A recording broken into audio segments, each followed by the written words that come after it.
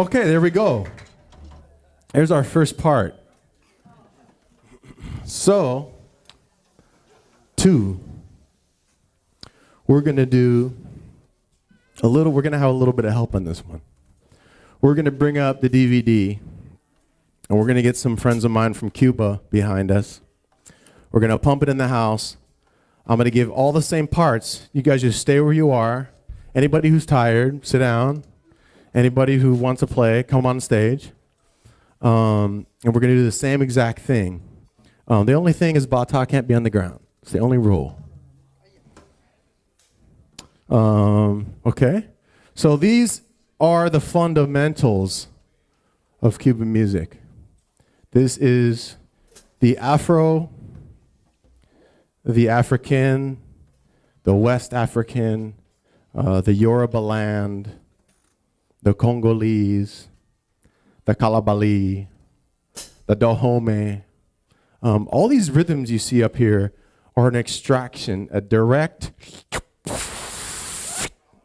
extraction of those tribes that came to Cuba at a time during slavery where they were brought to Cuba to work the land, and they were not allowed to play their drum. So what do? Well, you survive. And you take the cajon, you take the box that you're shipping the rum out in, and you say, well, tenemos cinco minutos, vamos a rumbear. They would take 5-minute break. We don't have drums, but we got boxes.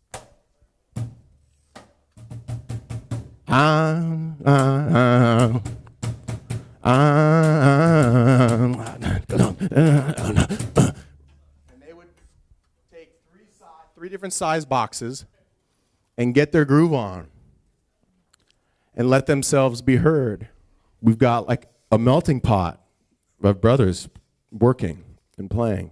So we all put our rhythms together. We all put our, we wanted to express ourselves. So rumba gave us a voice. So if you listen to old rumbas, you'll hear the social outcry of the time. So it gave them a voice, it gave them a drum. The timbales is an interesting story. Danzón, a rhythm called danzón started, and they started taking the brass from the big tubas, and they said, man, that's a drag. They were hauling timpanis around, playing danzón with timpanis. I said, well, this is kind of a drag, carry these timpanis around to the gig. So they took the brass from the tubas and they wrapped them and made little timpanis. They're called timbales.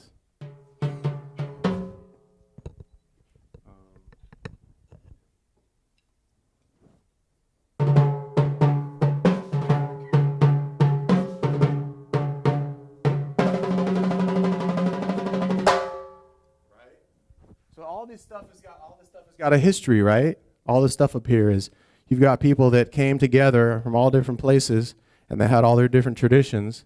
And now in Cuba to this day, and in the whole world, those traditions are continued to be celebrated.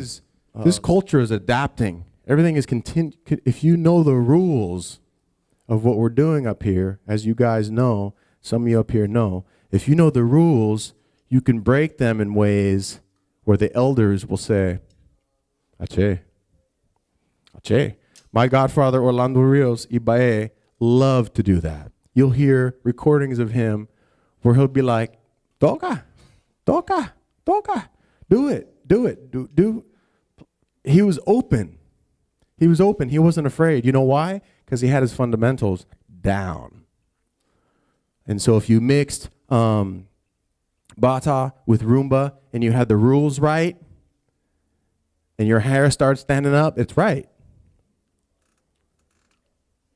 It's like cooking a dish.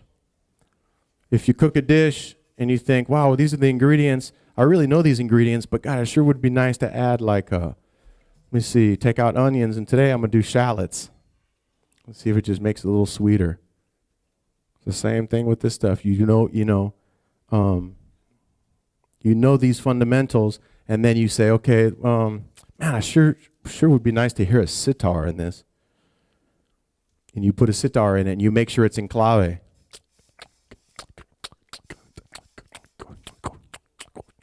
And you add the sitar, and you lay it on top of what we just did, and you go, wow, that's beautiful. Or, I don't like it. And take it out. It does taste a little funny, actually. Maybe I was wrong. But you can do that if you get all these rules down, and you kind of like digest them, So let's continue. Let's do Yambu with these guys. We're going to do a sweet arrangement of Yambu with kata, cajon, and quinto. We're going to leave out the tres golpe. We're going to leave out the segundo for a second, and we're just going to get it. It's going to just breathe. It's just going to be a real sweet Yambu. I suggest you guys sing along with these guys if you can. Hum with them. Get up and dance with them. These two women here are just going to be grooving like water. If you can, get up, and move and hum and be a part of what's going on, and your spirit will lift. Okay?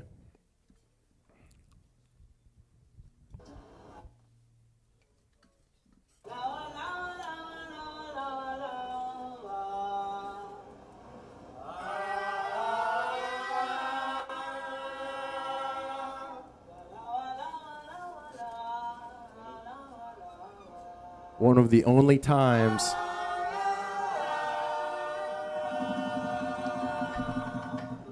times you could use son clave with rumba en Yambu. Solamente, mira.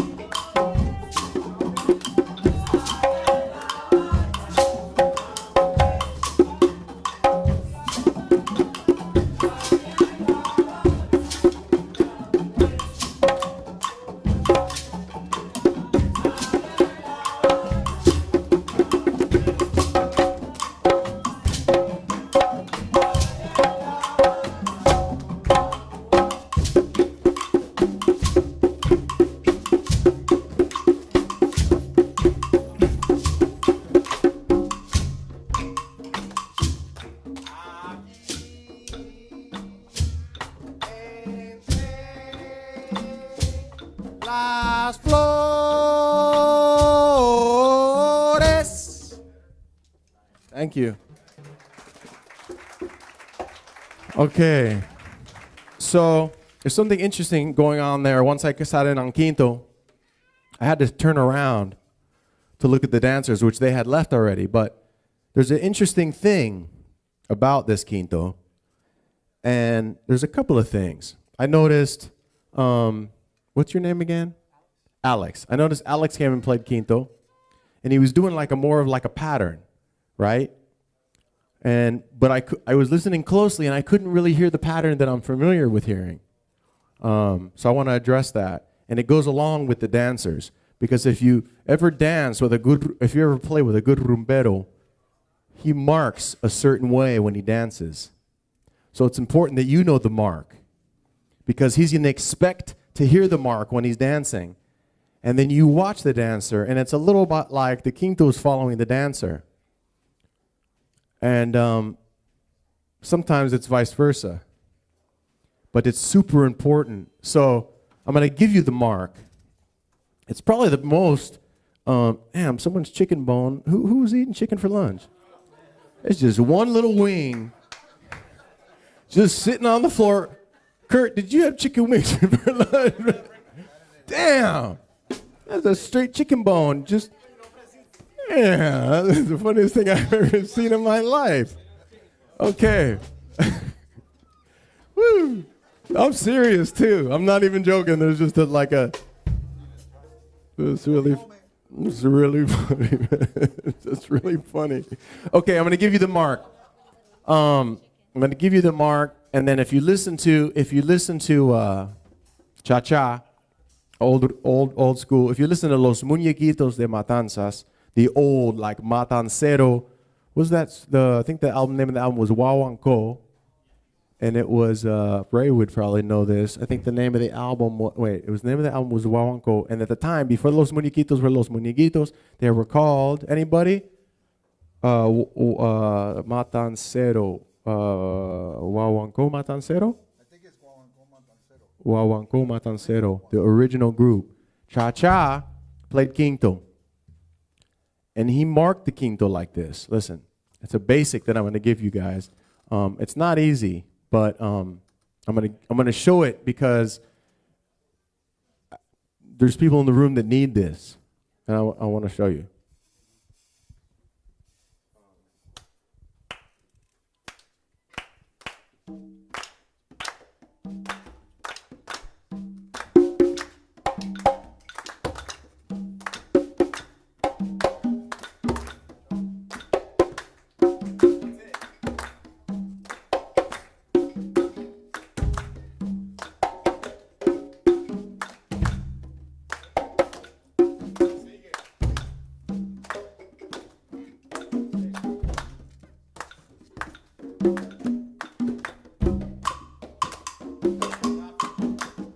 If you play this mark over and over again and digest it, I'm going to start to play the mark, and then I'm going to start to play around with the mark. I'm going to take notes out, and I'm going to add notes, and I'm going to start to speak, communicate with the mark. Listen, you'll be in Quinto. You'll be just in it every single time.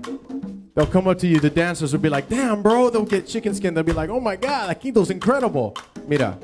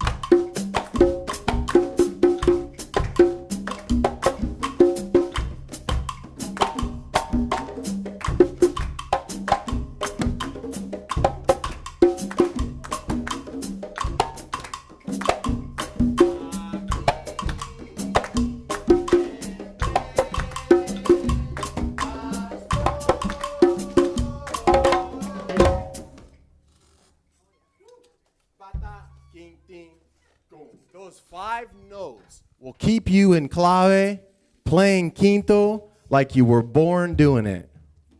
And if you listen to the old muñequito stuff, you'll hear Cha-Cha doing that all day long. He's playing that mark. And then you see me, I did a couple of downbeats in the middle of that. Toot, toot, toot, toot. Bata, in, Bata, ata, ata, in, king, Ki, ki, ki, ki. Gata, ki, ki,